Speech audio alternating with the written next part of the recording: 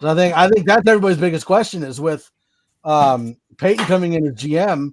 He's been a big proponent of bringing in veterans.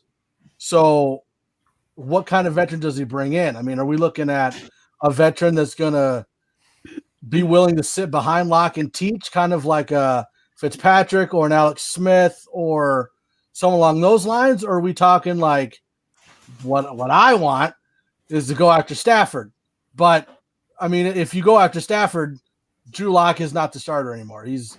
Stafford's automatically number one on the depth chart. So, I mean, like, I would love to have Stafford, but that doesn't mean that that's what's going to happen. Yeah, and as I read about Peyton, he's interested in the draft, and he's interested in developing the guys that he already has.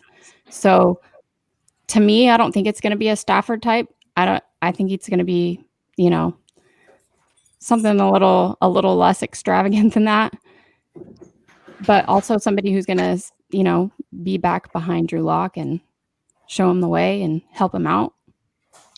So, yeah, I agree with you, Christy. Although I know there's been a lot of talks about bringing in Matthew Stafford and trying to find a way where the Broncos can get around that huge contract of his.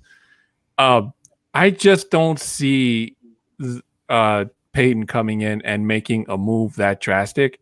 I could probably see that maybe like early start of the season, like maybe week 3, week 4, still anytime during the trade, bring somebody of Stafford's caliber would be a really giant risk. It'd be kind of like where we were with Joe Flacco. In terms of, Flacco's up in age, just like Stafford's up in age. They both have an arm, but Stafford's resilience is way better than what Joe Flacco had brought to the table. So with that in mind, I just don't think that even somebody like the new GM coming in is ready to hang up the cleats on Drew Lock and get, Alex Smith. We still have yet to see what's going to happen with can't think of Winston from New Orleans. I'm just saying it's a possibility. I'm not the GM go out and stretch. And if he does go out and stretch and gets somebody like Matthew Stafford, like you say, Mike, then Drew Lock stays as a starter are pretty much slim. Stafford to Flacco. I know. Is that what you just did? I sure did. Really? Write it down. I sure did. Holy crap. No. I sure did. If he trades for Stafford, and I have to tell you, that's the one. That is the one. If there's you were pounding that horse months ago. I picture him with this, and I love Drew. We all know that.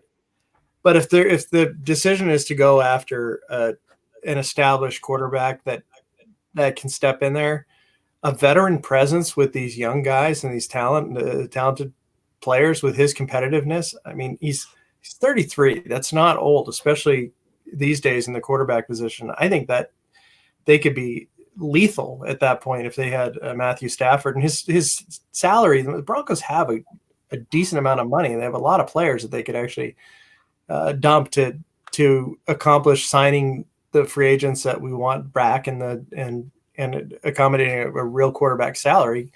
I mean, we were paying Flacco last year, but if he does trade for Stafford, what that will tell me is that the word from inside of Dove Valley after John Elway is basically gone is that the remaining people don't think he's the guy. I mean, they'd have to be giving feedback that that's the case. Pretty much. When Brian Troy says, what about trying to get Watson? Hold on just a sec. I mean, Watson's been one of those ones that's been brought up, but with the amount we'd have to give up, not going to happen. Yeah, Watson, very, very doubtful. But I will go back to Stafford. Absolutely. I think that Peyton kind of comes off as a guy that is trying to come in to win, and I don't think you're coming in to win if you are going for a Fitz or an Alex Smith that's just going to kind of like semi-groom Drew Lock, who was ranked 32nd in the league. I think if you want to come in to if you want to push for the playoffs, you're reaching for Matt Stafford. And I mean, you can easily get rid of so much cap by you drop in Casey, drop in Bouye, drop in Jackson. You can save so much money. You don't have to. You can restructure with Matthew Stafford. I'm sure he'd be very willing to get out of there and be open to restructuring his contract a bit. There's a million ways to work around it, and I think that would just be a sign to, and also like a sign to Broncos country from the new GM that we're trying to win here. We're not trying to just like we only have a certain amount of time with this young roster. Like Cortland's got a year left before we're looking at having to re-sign. We've got Chubbs coming up in his 5th year option. Like we have a certain window where we have, even our cap isn't that great right now, but we have a certain window with all these young players on offense that we need to have someone like Stafford to come in, say for whatever 2 years or something, and you're winning, but at the same time, maybe even Drew can kind of grow behind him. I mean, they're very similar type quarterbacks. Like that's the closest mirror, comparable I can think of. And you bring him in there, and then you have him just sitting behind, learning for 2 years, and then now you're in the end of Drew's contract year, and then it's kind of a messed up move from like a person point, but you come up on his contract, and now he's been a backup for 2 years, but he's learned something, so then you re-sign him to like a year contract or whatever, and then see where he's at, and then ship him off if you need to. But I think if you want to make a move in the playoffs, you have to, like, you're not going to do it with Fitz. You're not going to do it with Alex Smith. You're not going to or jump for a quarterback, which I don't think is going to happen in the draft because everyone's going to be jumping for those top 3. Hey, don't you say bad things about my Fitz magic. He's not going to. Sorry. Calm down. Happen. Albert Doppers, we need to stay away from Stafford. I would love to know why you think that. I don't think anybody here can say that Stafford is a bad quarterback. I mean, he's had one good player and since he's been in the NFL, and that was Calvin Johnson. Lions ruin players. The Lions ruin players, Pro Bowl players. Raul, will they draft a quarterback in one of the first 2 round picks? I don't see that happening. Probably not. I don't think so.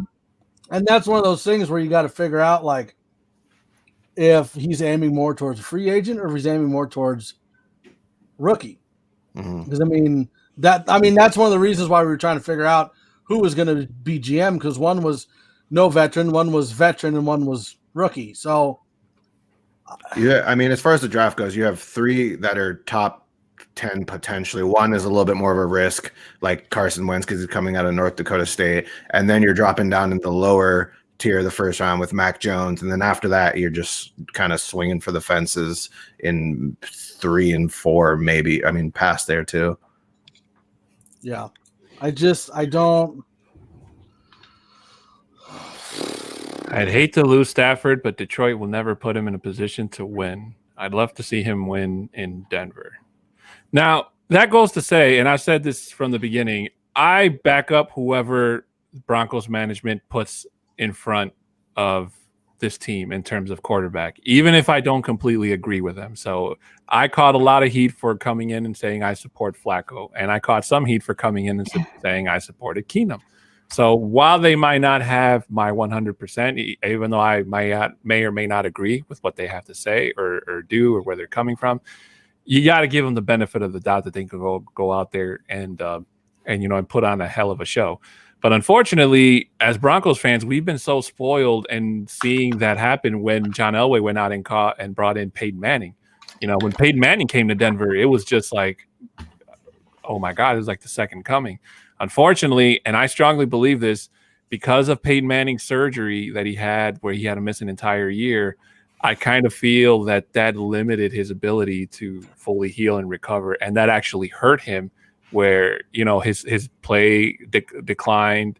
His mind was still as sharp as ever, no doubt. But unfortunately, after 2014, he just wasn't the same. And he was lucky that the defense was able to ride him out into the sunset with a championship.